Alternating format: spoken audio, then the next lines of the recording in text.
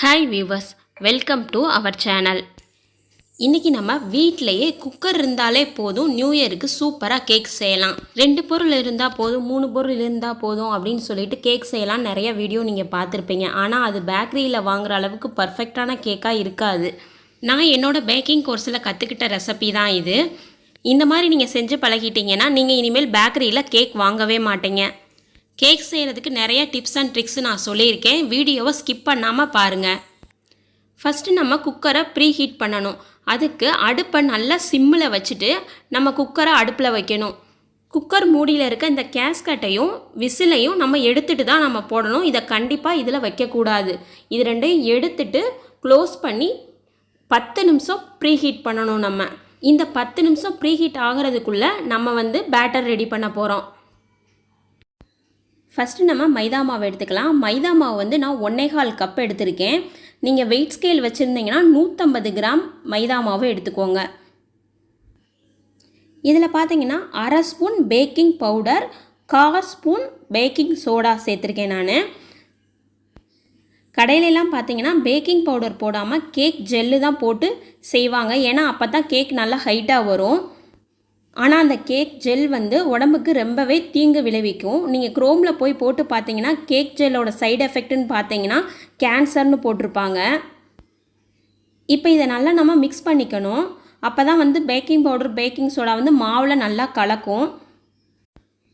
இப்போ ஒரு பவுலில் 3 முட்டை எடுத்துக்கலாம். இந்த முட்டை பார்த்தீங்கன்னா ஃப்ரிட்ஜில் வைக்காத முட்டையாக இருக்கணும். ஃப்ரிட்ஜில் வச்சுருந்தீங்கன்னா ஒரு 1/4 மணி நேரத்துக்கு முன்னாடியே வெளியே எடுத்து வச்சுருங்க. நான் இப்போ பீட்டர் வச்சு தான் பீட் பண்ண போகிறேன். உங்கள்கிட்ட பீட்டர் இல்லை அப்படின்னா நீங்கள் மிக்சியில் கூட அரைச்சிக்கலாம்.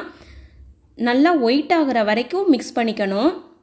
இந்த பீட்டர் பார்த்தீங்கன்னா 400 தான், மீஷோவில் தான் நான் வாங்கினேன். நான் வாங்கி 1 இயர் ஆச்சு. நல்லாவே ஒர்க் ஆகுது. இந்த மாதிரி லைட் எல்லோ வந்த பின்னாடி தான் நம்ம சுகரை ஆட் பண்ணணும். இப்போ நீங்கள் மிக்சியில் செய்கிறீங்க அப்படின்னா பவுடர் பண்ண சுகர் எடுத்துக்கோங்க. எந்த கப்பில் மைதா மாவு அளந்தீங்களோ அதே கப்பில் அதே அளவுகளில் பவுட்ரு சுகர் அளந்து நீங்கள் போட்டுக்கோங்க. நான் பீட்டரில் பீட் பண்ணுறதுனால பவுட்ரு பண்ணாத சுகர் தான் ஆட் பண்ணியிருக்கேன். இது 150 கிராம் சுகர். கான்செப்ட் என்னென்னா மைதா மாவு எந்த அளவோ அதே அளவு தான் சுகர் ஆட் பண்ணணும். 150 கிராம் மைதா மாவு, 150 கிராம் சுகர். நீங்கள் கப் மெஷர்மெண்ட்டில் அளக்குறீங்க அப்படின்னா அந்த கப் 1.25 கப் மைதா மாவு எடுக்கிறீங்களா அதுலேயே பவுட்ரு பண்ண சுகர் 1.25 கப் எடுத்துக்கோங்க. சுகரை மொத்தமாக ஆட் பண்ணிடக்கூடாது, கொஞ்சம் கொஞ்சமாக தான் ஆட் பண்ணி மிக்ஸ் பண்ணணும். ஒரு பர்ஃபெக்டான கேக் வர்றதுக்கு என்ன பதம் இருக்கணும்னா இந்த மாதிரி நம்ம பீட் பண்ண பின்னாடி நம்ம இந்த மாதிரி 8 இந்த மாதிரி ஏதாவது சிம்பிள் போட்டு பார்க்கணும். அது ஒரு 2 செகண்ட் ஸ்டே ஆகணும். அதுதான் கரெக்டான பதம். இப்போ நம்ம மிக்ஸ் பண்ணி வச்சுருந்த அந்த மைதா மாவு கலவையை கொஞ்சம் கொஞ்சமாக சேர்த்து கட் அண்ட் ஃபோல்டு மெத்தடில் தான் மிக்ஸ் பண்ணணும். ஏன்னா அப்போ தான் நம்ம பீட் பண்ணி வச்சுருந்த அந்த எக் அந்த நல்லா ப்ளஃபியாக வந்திருக்கும், அது அமுங்காமல் இருக்கும். அதனால் கட் அண்ட் ஃபோல்டு மெத்தடில் ரொம்ப சாஃப்டாக ஜென்டலாக தான் மிக்ஸ் பண்ணணும். நிறையா பேர் கொக்கோ பவுடரை மைதா மாவுலே கலந்து ஆட் பண்ணிடுவாங்க. ஆனால் மைதா மாவில் கலந்து நம்ம ஆட் பண்ணோன்னா அந்த எக்கோட ஃபார்ம் நல்லா பொங்கி வந்தது ரொம்ப டவுன் ஆயிரும். கேக் ரொம்ப ஹைட்டு கம்மியாயிரும். நம்ம தனியாக கொக்கோ பவுடர் ஆட் பண்ணும்போது கேக் நல்ல ஹைட் கிடைக்கும். அதுக்காக தான் நான் கொக்கோ பவுடரை கடைசியாக ஆட் பண்ணுறேன். உங்ககிட்ட கொக்கோ பவுடர் இல்லைன்னா பரவாயில்ல, அந்த ஸ்டெப்பை மட்டும் ஸ்கிப் பண்ணிடுங்க. கொக்கோ பவுடர் போடாமல் செஞ்சிங்கன்னா அதான் ஒயிட் ஃபாரஸ்ட் கேக். மைதா மாவையும் கொஞ்சம் கொஞ்சமாக சேர்த்து நல்லா மிக்ஸ் பண்ணி எடுத்து வச்சுட்டேன். அடுத்து நான் ஒரு பவுல் எடுத்துக்கிறேன். அதில் 2 டேபிள் ஸ்பூன் பால் ஆட் பண்ணிக்கிறேன். இது காய்ச்சி ஆற வச்ச பால். இந்த பால்லையே 1 டேபிள் ஸ்பூன் ஆயில் சேர்த்துக்கிறேன். இது பார்த்தீங்கன்னா ரைஸ் பிராண்ட் ஆயில். வாசனை இல்லாத ஆயில் தான் நம்ம சேர்த்துக்கணும். நல்லெண்ணெய் கண்டிப்பாக சேர்க்கக்கூடாது. கோல்டு வின்னராக இருந்தால் பெஸ்ட் ரிசல்ட் கிடைக்கும். இப்போ கொக்கோ பவுடர் பார்த்தீங்கன்னா 2.5 டேபிள் ஸ்பூன் கொக்கோ பவுடர் எடுத்திருக்கேன். கிராம் மெஷர்மெண்ட்டில் 20 கிராம் கொக்கோ பவுடர் எடுத்துக்கோங்க. இப்போ இதை நல்லா நம்ம மிக்ஸ் பண்ணிக்கணும். கொஞ்சம் மிக்ஸ் பண்ணும்போது கொஞ்சம் கெட்டியாக தான் ஆகும். அப்படி கெட்டியாக ஆகும் போது நம்ம தேவைப்படுற நேரம் நம்ம அதில் பால் ஆட் பண்ணிக்கலாம்.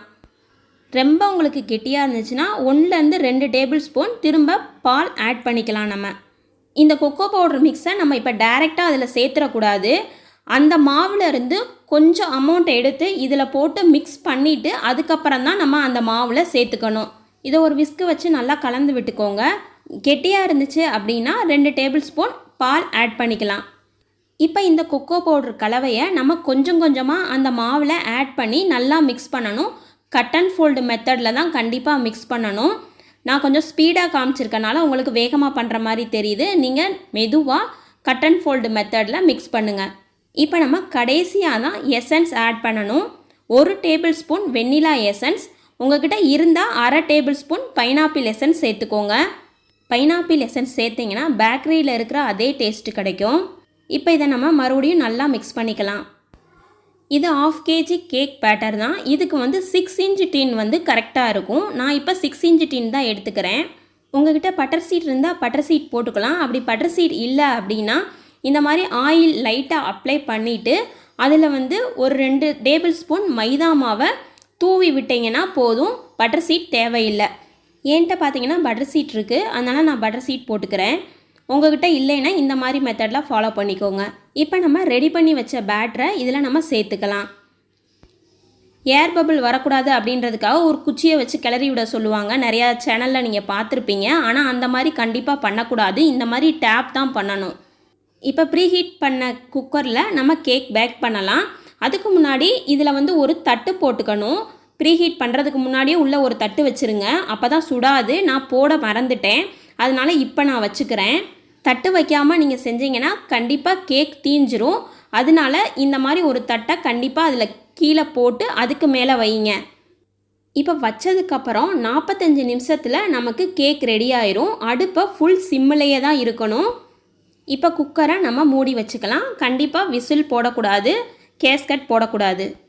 இப்போ கேக் ரெடி ஆயிடுச்சு. 45 நிமிஷம் ஆயிடுச்சு. நான் ஓப்பன் பண்ணி பார்த்தேன், நல்லாவே ஹைட் வந்திருக்கு. இப்போ நம்ம இதை வெந்துருச்சான்னு செக் பண்ணி பார்க்கணும். அதுக்கு நம்ம கத்தி இல்லாட்டி ஏதாவது குச்சி அதை வச்சு நீங்கள் இப்படி நடுவில் குத்தி பார்த்தீங்க அப்படின்னா ஒட்டாமல் இருக்கணும். ஒட்டாமல் இருந்தால் கேக்கு நல்லா வெந்துருச்சுன்னு அர்த்தம். நீங்கள் வெளியே எடுத்துடலாம். இப்போ கேக்குக்கு சுகர் சிரப் ரெடி பண்ணணும். அதுக்கு பார்த்தீங்கன்னா 1/2 cup sugar, 1 cup water add பண்ணிக்கணும். அதாவது 2:1 ரேஷியோவில். இது நமக்கு நல்லா வந்து கம்பி பதம்லாம் வரணும்லாம் அவசியம் இல்லை. இந்த சர்க்கரை ஃபுல்லாக நல்லா கரைஞ்சி வரணும், அவ்வளோதான். கரைஞ்சோடனே நீங்கள் அடுப்பை ஆஃப் பண்ணிடலாம். அவ்வளோதான், நமக்கு சுகர் சிரப் ரெடி ஆயிடுச்சு.